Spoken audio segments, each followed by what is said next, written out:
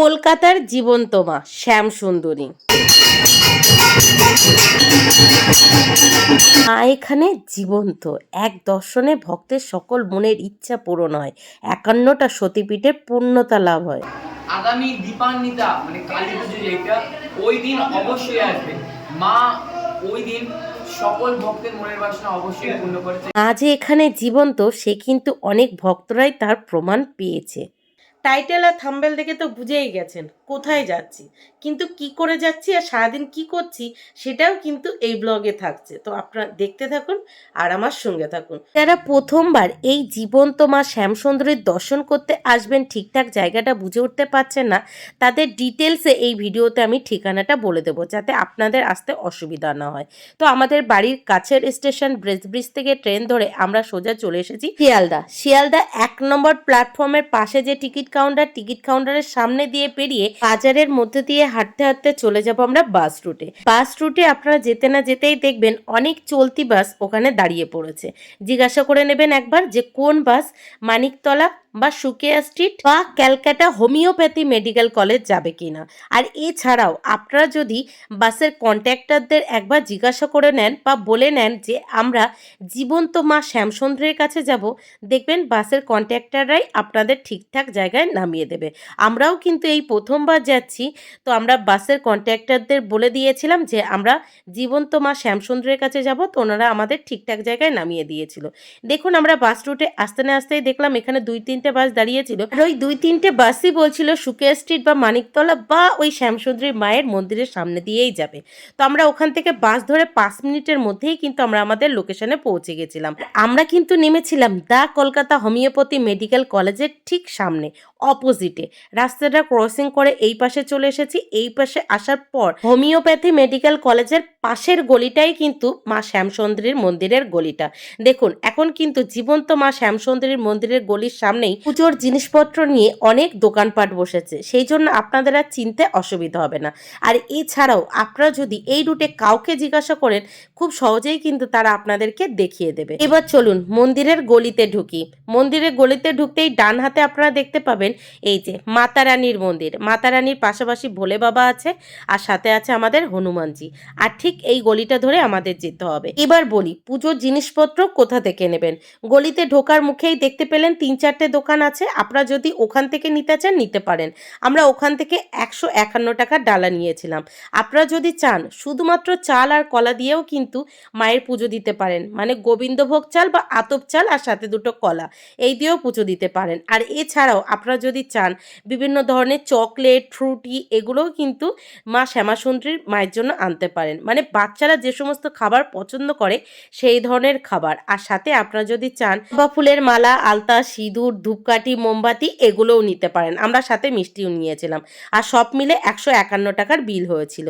আর এই কাউন্টারেই কিন্তু এই ফুল মিষ্টি মানে পুজোর সামগ্রীগুলো জমা দিতে হবে। আপনাদের জুতো যে দোকান থেকে আপনারা পুজোর সামগ্রী নেবেন সেই দোকানেও খুলে রেখে আসতে পারেন, আর এছাড়াও এই গলির মুখটায়ও আপনারা জুতো খুলে রেখে আসতে পারেন।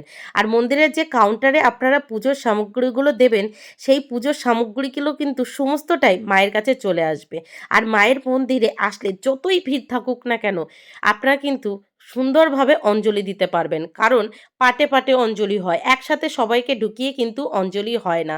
একসাথে কিছু মানুষ ঢোকায় অঞ্জলি হয়, তাদেরকে বার করিয়ে দেয়, তারপরে আবার কিছু মানুষ ঢোকে তাদেরকে অঞ্জলি দেয়। আর সবাই কিন্তু মাকে সুন্দরভাবে দর্শন করতে পারে, এমন কোনো ভক্ত এখানে আসে না যে মাকে সুন্দরভাবে দর্শন করতে পারে না। তো আমরা 5 মিনিটের মতো লাইনে অপেক্ষা করেছিলাম। 5 মিনিট পর আমাদের আগে যারা অঞ্জলি দিয়েছে তাদের অঞ্জলি দেওয়া হলে মায়ের দর্শন করে তারা বেরিয়ে গেছে। মানে পাশে আরও ছোট ছোট রুম করা আছে, সেখানে কেউ কেউ বসে আছে, কেউ বাইরে বেরিয়ে গেছে।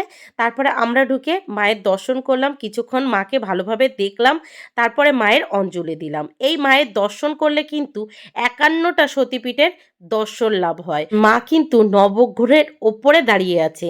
এখানে যে সমস্ত ঠাকুরমশাইগুলো আছে তাদের কাছে যদি আপনারা মায়ের বিষয়ে কিছু জানতে চান বা শুনতে চান, তারা কিন্তু গুছিয়ে মায়ের বিষয়ে সমস্তটা আপনাদেরকে বলবে। আমরা এসেও শুনেছিলাম, কিন্তু সাথে আমার 2 মেয়ে ছিল, শুধুমাত্র সেই জন্যই আপনাদের সামনে গুছিয়ে আমি ভিডিওগুলো তুলতে পারিনি। দেখুন নবগ্রহের ওপরেই কিন্তু মা দাঁড়িয়ে আছে। এবার চলুন আপনাদেরকে একটা গোপন সিক্রেট বলি। পুজোর সামগ্রিক আপনারা তো কাউন্টারে জমা মা দেবেন, এছাড়াও যদি আপনাদের মনে ইচ্ছা হয় যে মাকে আপনারা আলাদা করে চকলেট, ফ্রুটি বা কিছু মাকে দেবেন, সেটা কিন্তু আপনারা আলাদা করে এনে মায়ের এখানে দিতে পারেন। আর হ্যাঁ, এখানের মা কিন্তু জীবন্ত, একটা 5 বছরের বাচ্চা। আর মায়ের মুখের হাসি পুরো ভুবন ভুলানো। আপনারা যদি একটা বার মায়ের দিকে ভালো করে তাকান, এক নিমেষে আপনাদের মনের সমস্ত দুঃখ কষ্ট দূর হয়ে যাবে, আপনাদের সকল মনের ইচ্ছা পূরণ হবে। আপনারা যদি 28টা শনিবার এই মায়ের দর্শন করেন, আপনাদের সকল ভাড়া কেটে যাবে। বা আপনাদের যদি কোনো মাঙ্গলিক দোষ থাকে বা যে কোনো ধরনের দোষ থাকে, সেগুলোও কেটে যাবে। আর তার জন্য আপনাদের কোনো মাদুলি তাবিজ কিছুই নিতে হবে না, শুধু 28টা শনিবার মায়ের দর্শন করতে হবে আর চালকলা দিয়ে পুজো দিতে হবে। আর আপনারা যদি চান আপনারা চালকলা ছাড়াই মাকে দর্শন করবেন, সেক্ষেত্রেও কিন্তু আপনাদের ভাড়া কেটে যাবে। আর এছাড়াও আপনারা মায়ের কাছে আসতে পারছেন না, সেই ক্ষেত্রে আপনারা যদি ঘরে বসেই এই জীবন্ত মা শ্যামসুন্দরীর প্রার্থনা করেন, আপনাদের কাছেই দেখবেন এই মা শ্যামসুন্দরী চলে গেছে। তো এই শ্যামসুন্দরী মায়ের মন্দিরের পাশেই কিন্তু বাবা ভৈরবনাথও আছে। আর ঠিক দুপুর 12:30টার সময়ে কিন্তু মায়ের ভোগ লাগানো হয়। আর যেদিন ভক্তের ভিড় বেশি থাকে, সেদিন আবার ভোগ লাগাতে লাগাতে একটু দেরি হয়ে যায়। ওই যে আপনাদেরকে বললাম, এখানে আসলে এমন কোনো ভক্ত নেই যে মায়ের দর্শন ছাড়াই চলে যাবে, আর এমন কোনো ভক্ত নেই এখান থেকে প্রসাদ ছাড়াই চলে যাবে। প্রসাদ আর মায়ের দর্শন দুটোই এখানে আসলে হবেই হবে, নিশ্চিত। আপনারা যদি দুপুর 12:30টার আগে আসেন, তাহলে মায়ের ভোগ আরতিও দেখতে পাবেন, সাথে অঞ্জলিও দিতে পারবেন। আর তা না হলে আপনারা বিকালের টাইমে আসতে পারেন, 4টের পরে, মানে 4টের সময় আবার গেটটা খুলে দেয়। তবে মায়ের মন্দিরে শনিবার আর মঙ্গলবার একটু বেশি ভিড় হয়, কারণটা তো আপনাদেরকে বললাম। দেখুন, বাবা ভৈরবনাথের মন্দিরে ভোগ লাগিয়ে ওখান থেকে সোজা বেরিয়ে এই যে মায়ের মন্দিরে চলে গেল।